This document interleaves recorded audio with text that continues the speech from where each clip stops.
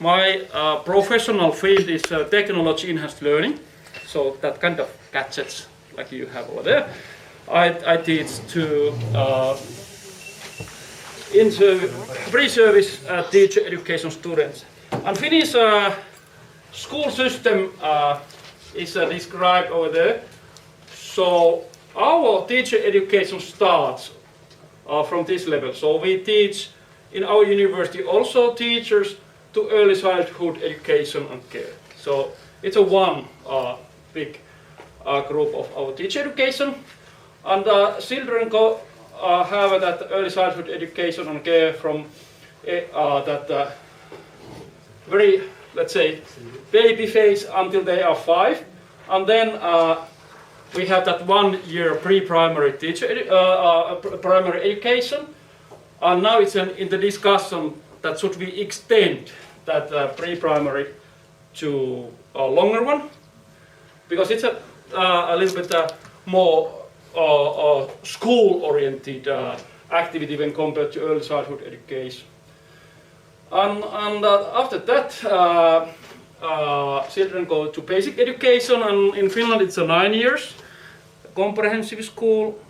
We say quite often that it's upper, like a 6 first years, or primary and secondary. Secondary is then classes 7 to 9. So classes from 1 to 6 is the primary school, and secondary school is 7 and 9. But altogether it's that basic education. And in Finland it's same for everyone. So it's a very equal system, and it's a public. So we have a few private schools in Finland, but it's in the law that private schools can't earn money. So it's from the business point of view, but we have a private early childhood education, and in our city, level of private early childhood education is 40%. So majority of early childhood education is also public in Finland. But if families choose that commercial early childhood education, it's free for families. So they get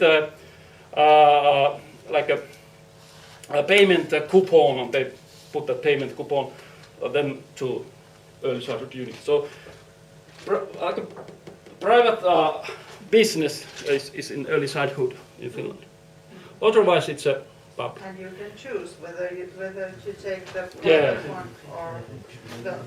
So it's a competition, a little bit competition between private and public sector in some areas, that how families choose. And then if you have, for example, difficulties in your studying or whatever in primary school, then it's possible to have an extension of 1 year, that you have 10 years of primary school education. So it's a voluntary additional year. But after that, from the grade 9 or 10, youngsters, they choose between vocational education or general upper secondary education. So it was earlier like a university, higher education path, and then that vocational path, but it's a mix nowadays. For example, my cousin studied in vocational institute to be automation installer, then continued to university, and now is working as a testing engineer in Oulu company which produce health measurement rings in Oulu. So he went like this route, but it's a rare in Finland. There are many routes. More often, if you choose vocational, you go to polytechnic and be engineer, but not university level engineer, like a diploma engineer. Okay, and then teacher education, for example, as an example, if you are studying to be early childhood teacher, then you study a bachelor degree, but in the university. But if you study to be classroom teacher in primary school, then you study also master's degree. So it's a 5-year degree. And we have a higher education divided so that we have also universities of applied sciences next to university. So teacher education is at the university, but some teacher professions, for example, early childhood teacher can also study in applied sciences, but it's very rare when compared to that.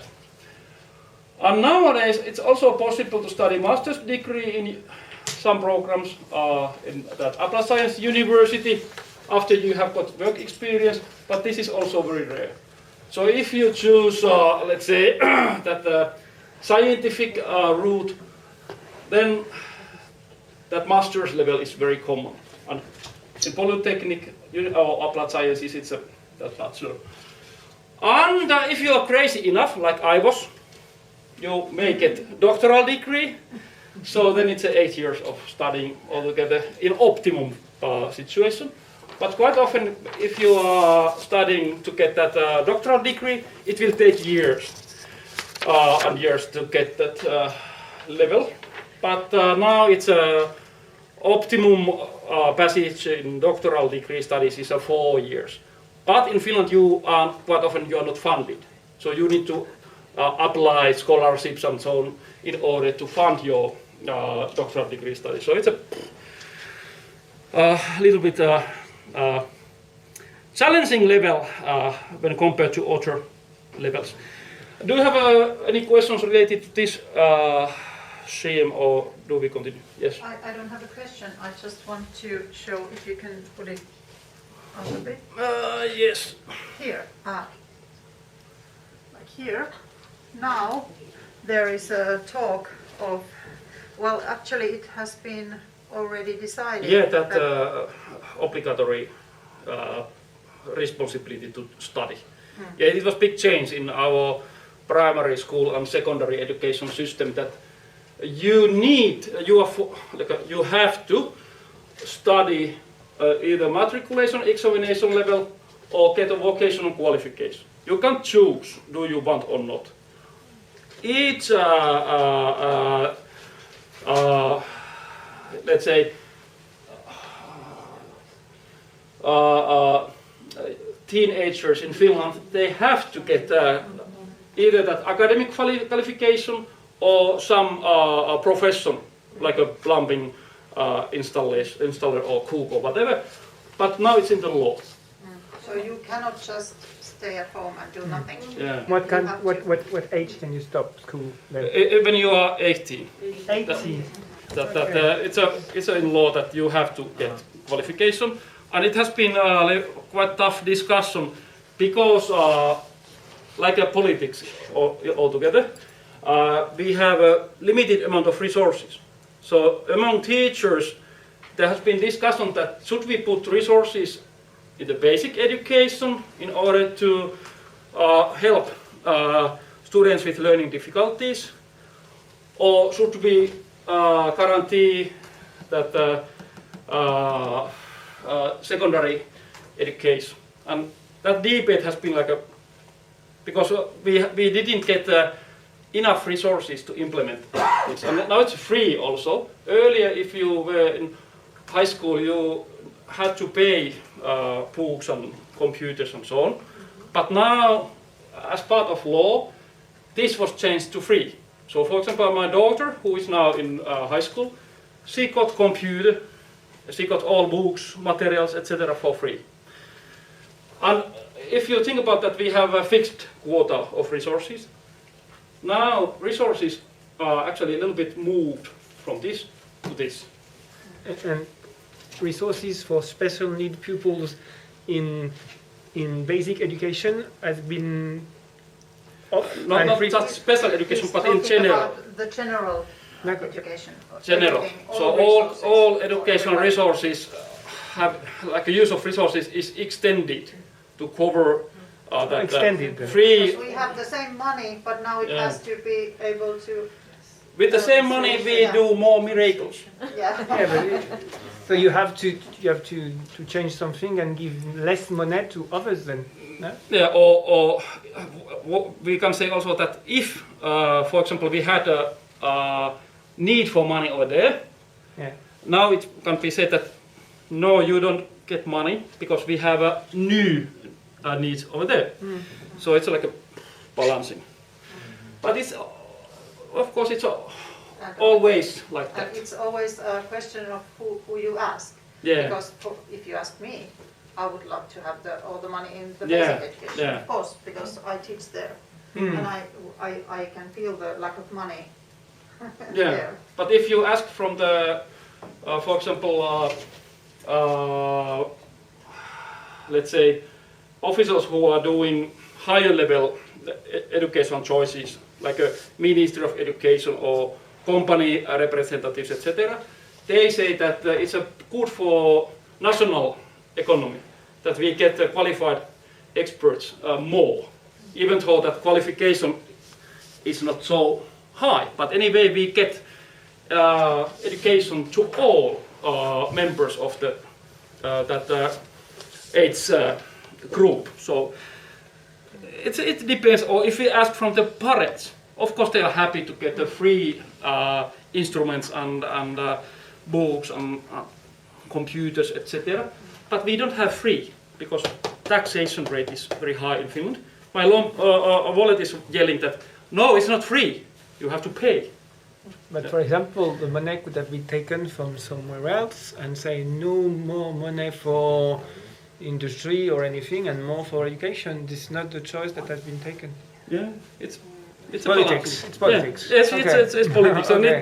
that's why it's a little bit challenging. That's why he is in politics. Yeah, I'm like trying to. Give us more money here. Yeah, over there. I'm so. Okay, so let's go to. Excuse me. Yes. Can I ask? Yes. In early childhood education and care, you told us that there were teachers. Yes. Are they alone, or is there other jobs like nurses or? Yes. It's a multi-professional community.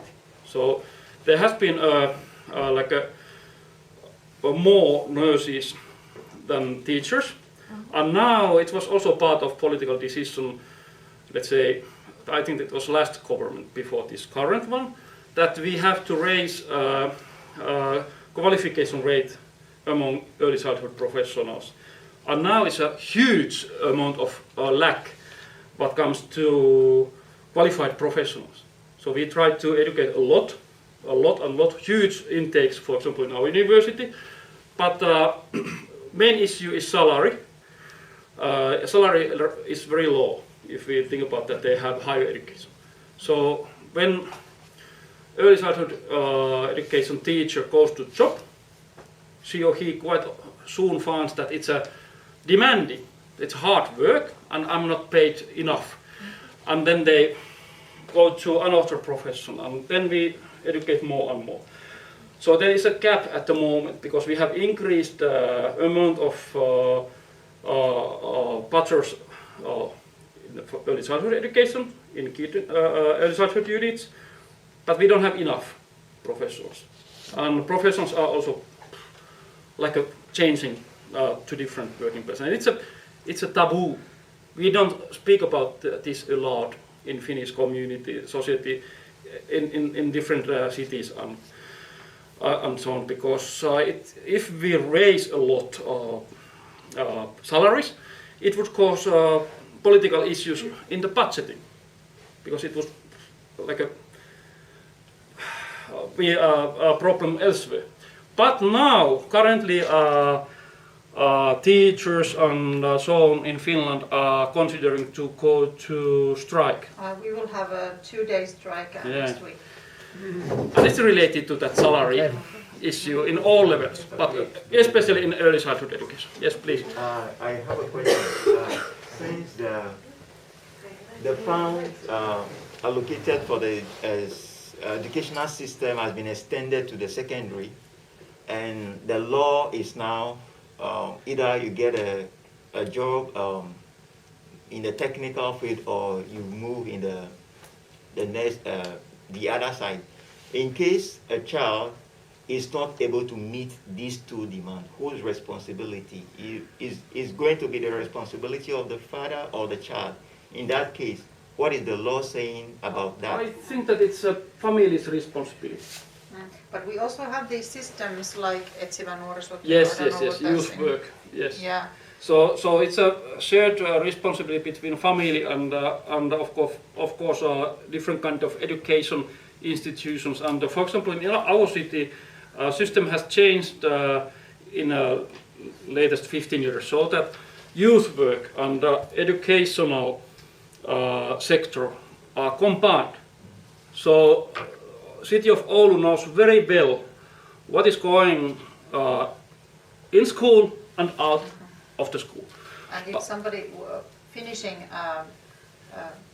basic education and they decide, I don't want to go anywhere, there will be somebody knocking on your door and saying, okay, you have to go somewhere, we will find you a place. But in the first place, responsibility is not in officials, it's in law, that it's in families. But of course we have families where parents, they don't have a situation that they would support their children to go to school and so on. They may have issues with drugs or alcohol or so on. So it can be very problematic. But it's in law that in first place parents are responsible also. That it's a shared responsibility. Society can't do anything. And we have a very good social system here in Finland. And if somebody decides not to go anywhere, they are still taken care of. Yeah. And that is also, that's not very good, because they can decide not to do anything and still get paid from our social services. Yeah, they get like a support, but of course it's not much. then it's a very let's say heavy multi-professional work then among social workers, teachers, all kind of experts, and some of teachers are blaming that nowadays it's more and more so that teachers has to take part of social work and police work and so on. That development has been quite let's say strong in recent years. That kind of. Okay. And my second question is in the line of the student with special needs.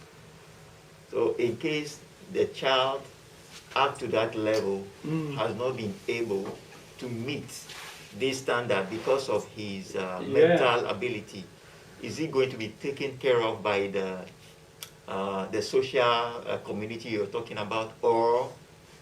Yes. If you are speaking about disabled students who has a very strong disabilities, then they have adopted that the primary school education, that they do they like pass that primary school education, and then there are some vocational institutes like Lovi in our city and also elsewhere in Finland, that they offer special programs. For example, my cousin had autism disorder quite strong, and he was from farmyard, far away from Oulu. He got vocational education in that Lovi Institute to repair farmyard equipment, and he's continuing in the family's farmyard. But it's an example of that kind of adapted way. And it's possible that they still get a job. Yes. But he died then in some thing related to that disability. But anyway, he did a very nice career in academia. So it depends on the person. Excuse me. Yes. What is the part of pupils that are going to the vocational school and the others to the matriculation examination? I'll change back to that. Do you mean this? Yeah. So at the end of primary school, the children will get like a final assessment, and based on final assessment they apply institutions, and then institutions have a limited amount of places. For example, high schools in Oulu region have which are in city center, have a very high intake levels, like needs that you need to have very nice, very good marks. And if you get lower marks, then you need to go to different high school. So this is like a first a place where in Finland students are really like a competing. And matriculation examination nowadays, it's also when you apply to university. It's very important because universities has a decreased role of intake examination. So universities doesn't have anymore quite often intake exams. Instead, your matriculation examination degrees matter. So if you do well your high school, you will get a better choice of university education. And if we move to teacher education, in Finland it's a miracle that it's a very difficult to get, for example, position in University of Oulu in teacher education. But the best of high school students, of course, they go to study law and medicine and that kind of things where they get money. So like a top of students go quite often there. But like a middle level average students, they quite often apply to teacher education. So we have a lot more applicants than we can take into teacher education. So we have intake exams in our They are faculty. mostly women.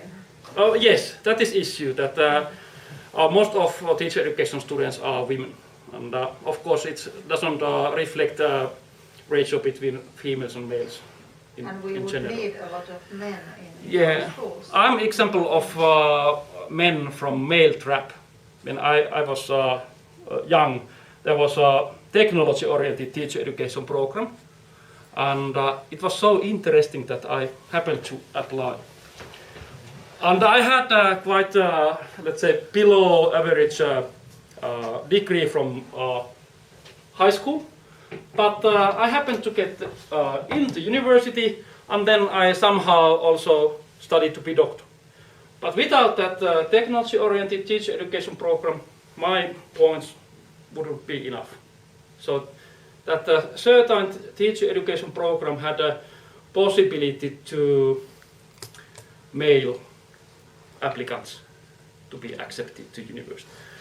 But nowadays we don't have any more that kind of possibilities. It's a changed. But now it's a good time to jump to teacher education. So this is from Finnish teacher education students organization SOUL, and that organization is a part of teachers trade union OAG. So they have quite nice description of teacher education. So if you wanna open this page, you need to just go to this address and switch into English. So you can open this.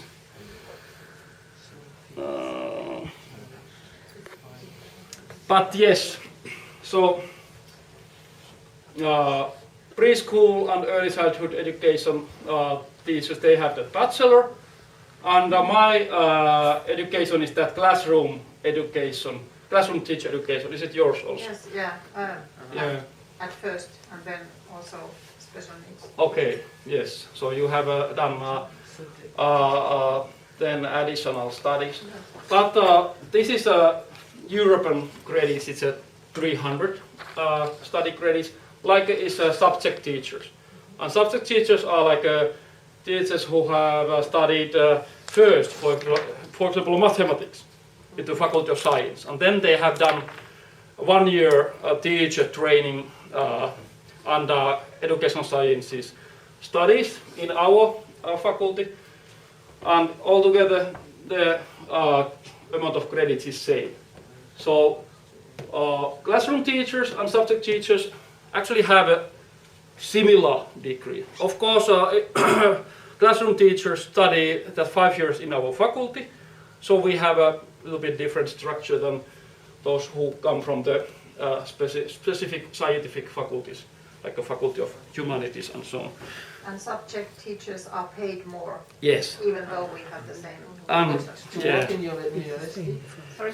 To work in university? No, but if we, no, here in our common schools, Yeah. they get paid more. Even if you work in same school, that it's like a school which has classes from 1 to 9, teachers who teach in classes 7, 8 and 9, they get paid more than colleagues who are teaching in a lower levels. And it has tried to patch so that if you study at the university, if you study, for example, major studies in mathematics, you will get them, let's say, 200 euros more as a classroom teacher. Even you doesn't teach that mathematics in a higher levels. But that kind of patches have tried to apply to that. And special education teacher is like your qualification. Also 300 credits. And then it's exception. It's a vocational school teachers. So if you study, for example, to be engineer, then you can apply to vocational teacher training school. To be a teacher, for example, in vocational school. And that is a different thing. Outside of the university, vocational teacher training schools are part of University of Applied Sciences. And it's the biggest exception in our system. And this is, we actually... So, Excuse me. yes, do you have questions? What's the difference between classroom teacher and subject teacher? As in They level. have the same pupils or No, not? I think. No. It's visible here. Subject teachers, they teach pupils from grade 7 to 9, the older ones. Here, Yes. this one explains it. So, when you are in comprehensive school as a teacher, it's a actually no. Yeah, this includes that also classes 7, 8, and 9, because this one is high school, upper secondary school. Yes. Yes. Okay, but yeah, that is the difference. That if you teach like a teenagers, you will fight with the teenagers that take your hat off and behave well and so on. You will get additional money. If you are not teaching teenagers, then you don't get as much money. To If you've got put in people short. all around you doing this, no money. Yeah. Yes, as if they are smaller. To answer your question, if you are a subject teacher, you only teach that one subject. You are only a mathematics teacher Or group of subjects like a science, mathematics, chemistry, physics and computer science are quite often. or history and religion. Yes. And special needs teaching work with everybody? Yes. And with other culture or Well, I will tell you about that tomorrow. Okay, and my teacher profession where I'm teaching, I'm also a teacher. Also, I'm in a university. It's in a higher education, and I have got that classroom teacher education degree, and also I have studied computer science degree, but I haven't graduated from computer science because my doctoral degree somehow got my attention. But someday I will also graduate from computer sciences. But my task is to teach in a similar way than subject teachers. So I have only computer science subjects at the university, mostly. A little bit like a classroom teacher thinks that I have my own small students who have started their first year and so on. But in a university we have that kind of system. And in addition to our faculty, we have a teacher training school, which is like a model school, having similar classes than normal municipal schools. Let's see. Yes, this is our faculty. So we have 130 staff members, and it includes as higher education teachers, but also it includes my colleagues who are doing just science. My own work is divided between science and teaching, so that because I'm a university lecturer, I have to do scientific publication per year, let's say between 1 and 2, and I have a research going on and so on. But we have, according to our web pages, that 1,300 students. And if you divide that amount of students with 5 years, it's quite easy to calculate that it's something like 200, 300 students per year. But it has been rising, increased that we have a very huge intake. We have, let's say, groups in the primary school teacher education, we have from A to F, so how many it's. And in early childhood education from A to F. And so on. So now our intake is, let's say, it's a very, very, very high.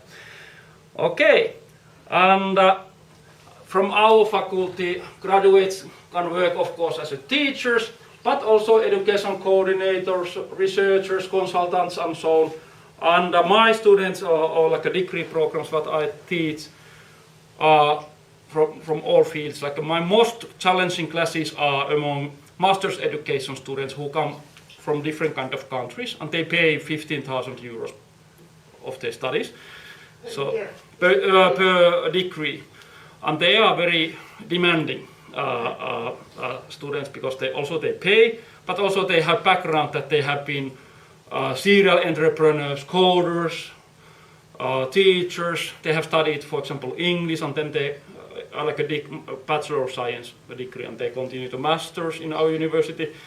So it's that what to do with them. Okay, and here is our structure, that how goes to teacher education in our university. So University of Oulu Teacher Training School is a special school. It gets budget directly from the Ministry of Education. So it's overhead money.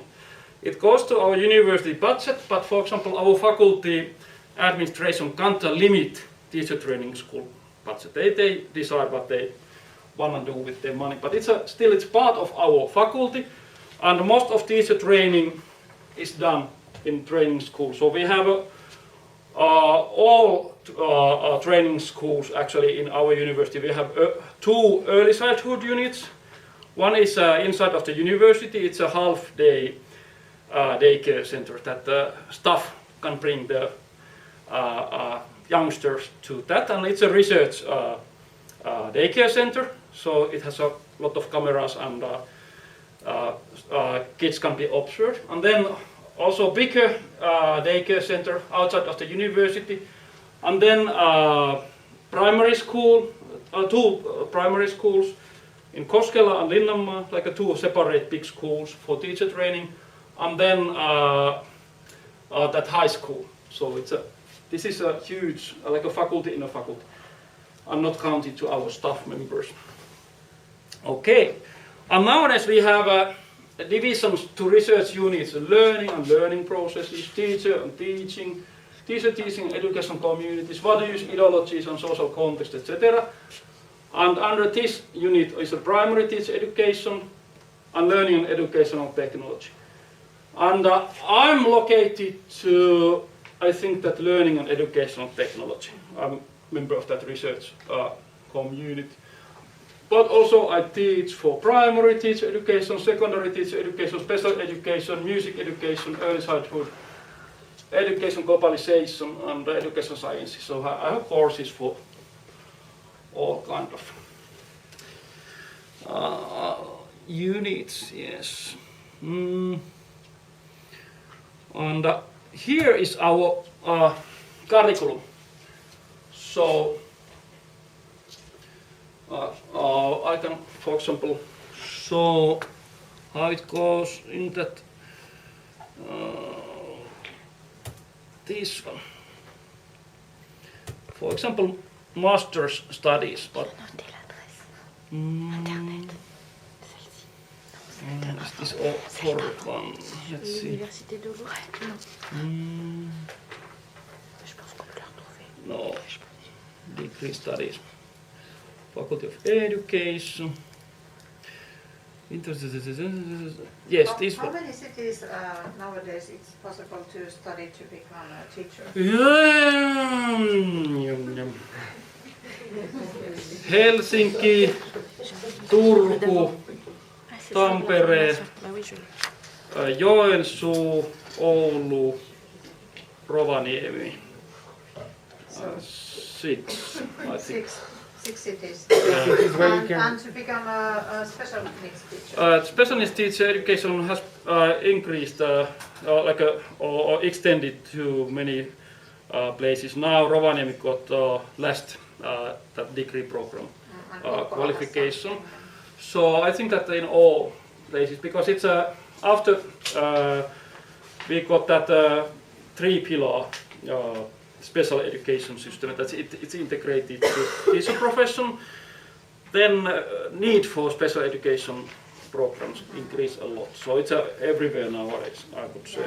And when I was studying to become a special needs teacher, there was a huge need of special needs teachers, and I got the studies for free from our Ministry of Education, because there was this huge need at that time. It was year 2006, I think. For example, here is a obligatory special education for teacher education students. It's a 5 credits. It's all teacher students study this special education module. But if you wanna do more, then you can do subject studies and major studies in special education. And if this is not enough, then you can apply also to specific special education teacher program and get like a degree like you have got. But more or less all teachers study, for example, special education, diversity, pre and primary education, and that kind of things. Of course, it's like a crash course into, for example, special education, that you know something. But at least you know something. Very, very basic things. So every teacher learns something, but it's not much. Yeah. Then you have to go and study some more if you really want to work with those children. And here is my mass course also to teacher education students, like in the context of digitalization and future skills. I have the Technologist enhanced learning, and it's integrated also to orientation to studies, that the 4 credits are technology and so on. So it's a like a orientation study. I think I should take that course again, because when I was studying to become a teacher, we didn't have internet or anything. But few years ago. Yeah, not yesterday. Not yesterday. Yeah. Okay. And this is that teacher education, like how many teacher education students, how they feel that now I'm starting to be teacher, when they study multidisciplinary studies in the subject and cross-cultural teams in basic education, like arts and drama, environmental studies, mathematics. So this is a 65 credits package, that all bachelor students, they study this 65 credits to learn. Yes. Is there a relation between credits and the time students learn? Yes, yes. It's nowadays it's very strict because resources are limited. But when I was studying in a teacher education program, it was very funny because there was, for example, 1.5 credits, and it was some art thing or something like that, a lot of work. But now we have to calculate that how much we have contact, how much students need to do individual work, Yes. collaborative group work and so on. And students, if they notice that we are creating too demanding studies, they, of course, they say that, come on, this is too much, that you are using too much, let's say, group working hours in our course or something like that. That some students are very strict, they know that. But we have tools to measure that it's a kuormittavuus in Finnish, like how to translate, but like how much power they have to use in their studies. We have tools to measure. Of course, those tools are theoretical, but anyway, we have tools. And how many credits are there for the whole student for the 5 years? It was 300. 300, yes. 300. And when they are doing bachelor, this is bachelor part, this one, they need to finalize their bachelor degree by doing bachelor's thesis. So they do scientific thesis after bachelor part. For example, today I have one bachelor guidance, thesis guidance, and the student was a little bit confused at how she would start the thesis, and I was helping with that. And then second part is that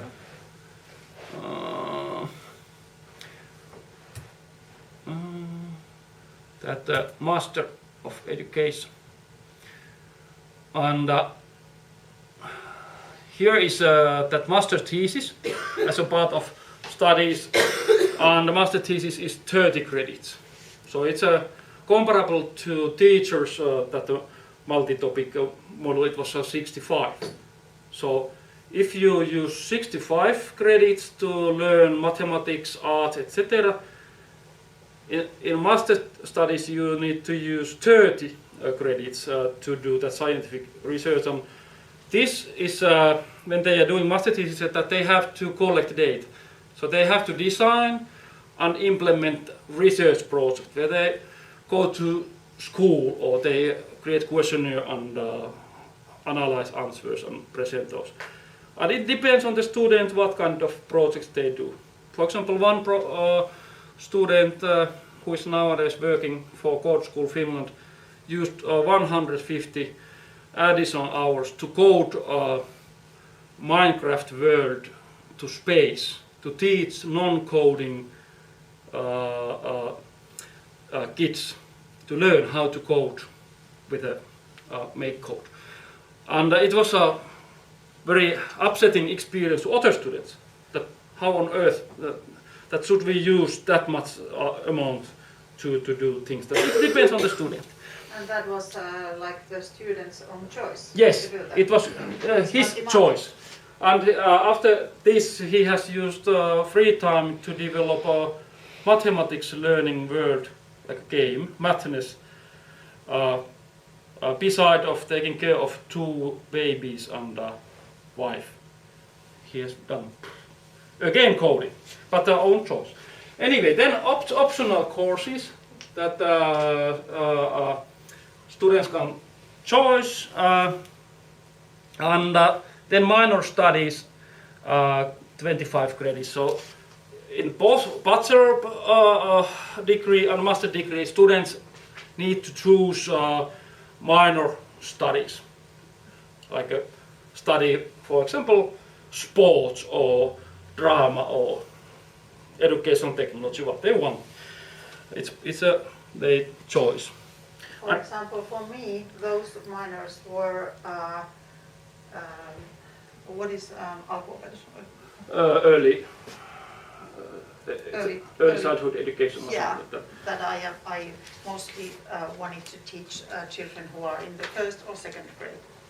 And also I had this, käsityös, Handicrafts. handicrafts, like making these and stuff like that. And I also had elämänkatsomustiede, ethics. Ethics and general religion, not specific. Not religion, but general ethics. Yeah.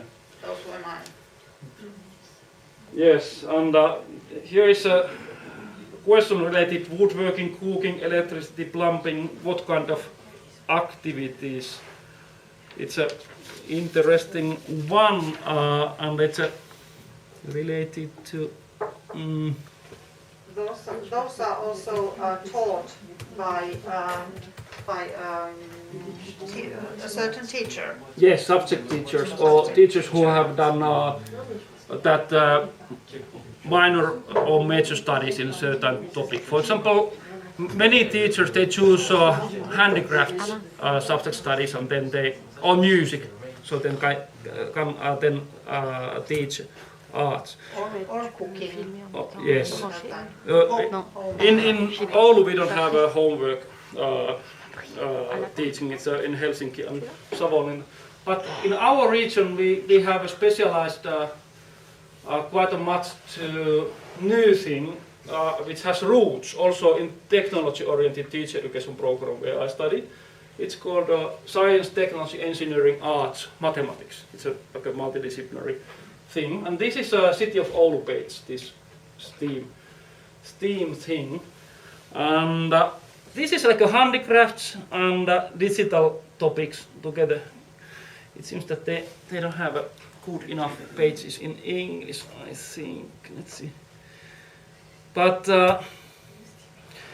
this one is a important thing, that it's a learn by doing and training. And it's also idea for my courses. Even though I'm computer science teacher or technology enhanced learning, my classroom is organized so that I have that kind of tables without computers. We can take a different kind of robots or tablets or whatever to tables, and then groups are solving problems. Like here, that by doing and training is used. But I think that they should have a model here because but this one is now. This is example of classroom from our teacher education. Actually, it's my digital learning lab, and over there, maker education, digital fabrication tools, which are used in STEAM. Like I said, that City of Oulu STEAM pages, it's related to think that now I'm responsible person in our faculty in STEAM subject studies, and it's a new thing. It's like a 21st century skill thing in teacher education that many teacher education students are hesitant to choose that because they think that if I study, for example, textile handicrafts, it's something that I understand and it's needed. But here, students, they can 3D print, vinyl cut, they can use laser cutter, or use different kind of materials to do maker activities and so on. And here is a tabletop green screen, but also there would be a bigger, like a drama corner where students can create different kind of videos by also using the green background and replace it with what they want. Computers are actually behind this thing. When I use my key, I can open this, and there are tablets, laptops, etc. But nowadays it's more and more clear that teachers and students, they come to classroom with their own laptop, with their own phone, with their own tablet, and they want to use their own equipment. When they come to, for example, this table, they take their own technology. And my task is to increase their own self-efficacy, their own understanding how their own phone or own laptop works and how to take most of that into use. And behind these doors, there are different kind of robotics to early childhood education or welcome, or primary teacher education, or cameras, microphones, and so on are behind these doors. And here is a teacher's desk, for example, with an audio mixer to create podcasts, bun, it's good to have sweets, cup of tea, and screens that if I wanna have a hybrid teaching session, what is shared here, it's visible also on internet. And if I have students in the classroom, I can equip them with a microphone so that distance students who are outside of the classroom, they can join, they can see screens, they can hear audio without any issues and delays and so on. So this space has a most optimum possible digital technology, but now it's museum. It was when it completed, it was 2018, and today I had discussion with the AV technician to repurpose, redesign some parts of the classroom, because we are in the university. We have to little bit update possibilities. But when I have a primary school teacher students or early childhood education students, then we use basic level technology and options, because I'm not so crazy that I would think that they can copy that kind of space as such to their own schools. But in general, this has a typical school design and architecture when technology is removed, kind of special technology.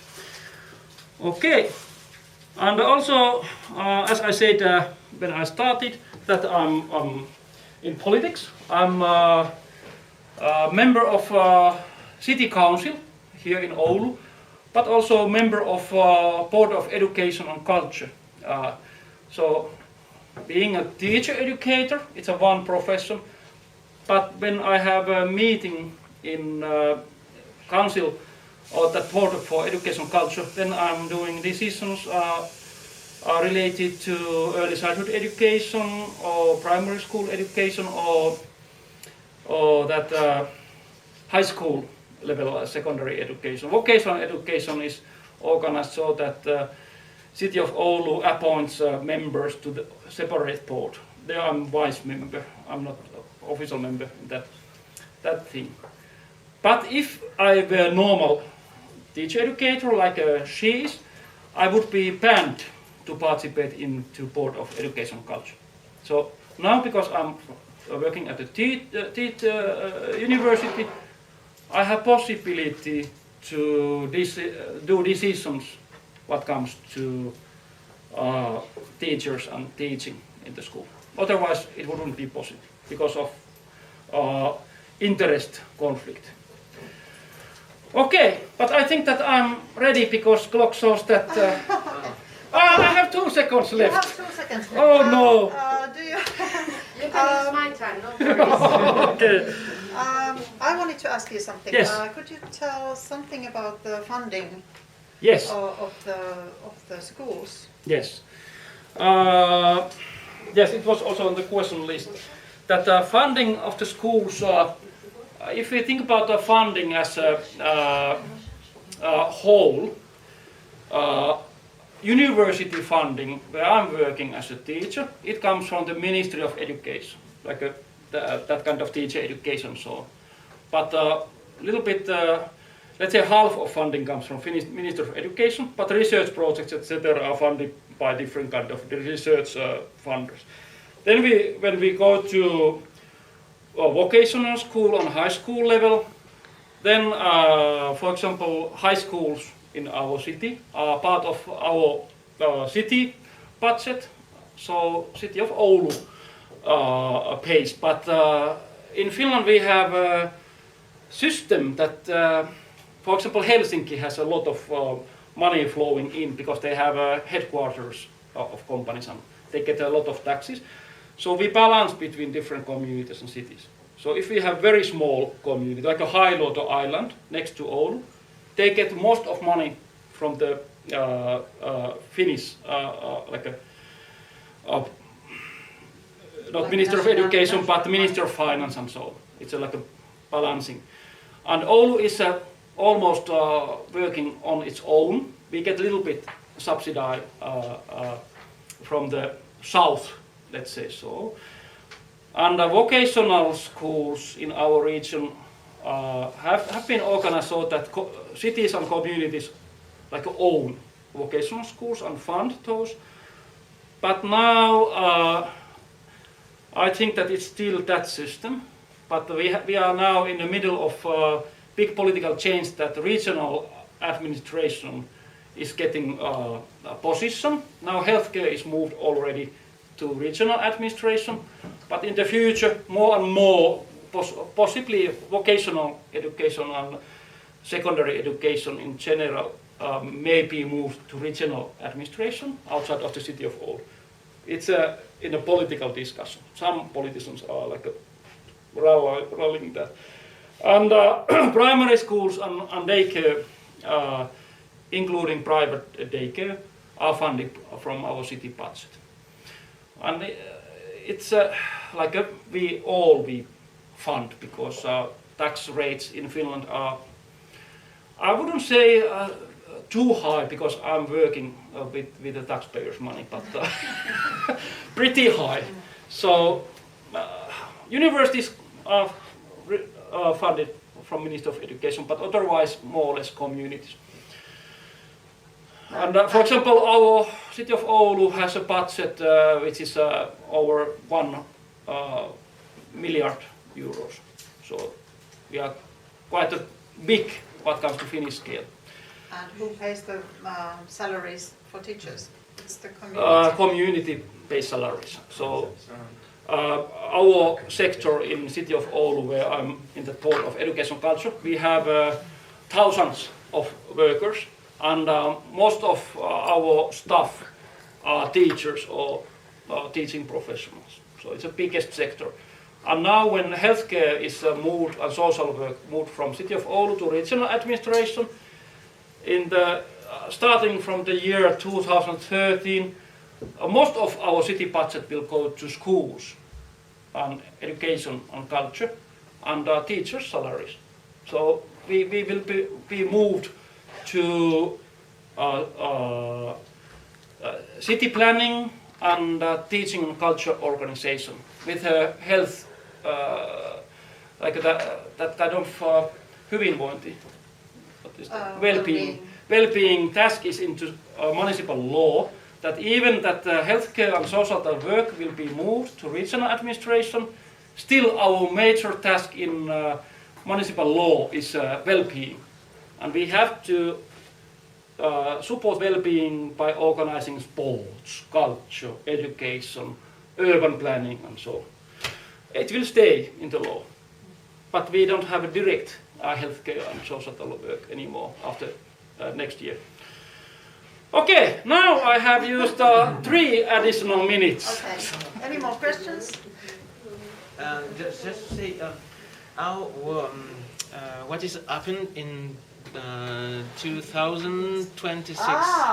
Yes.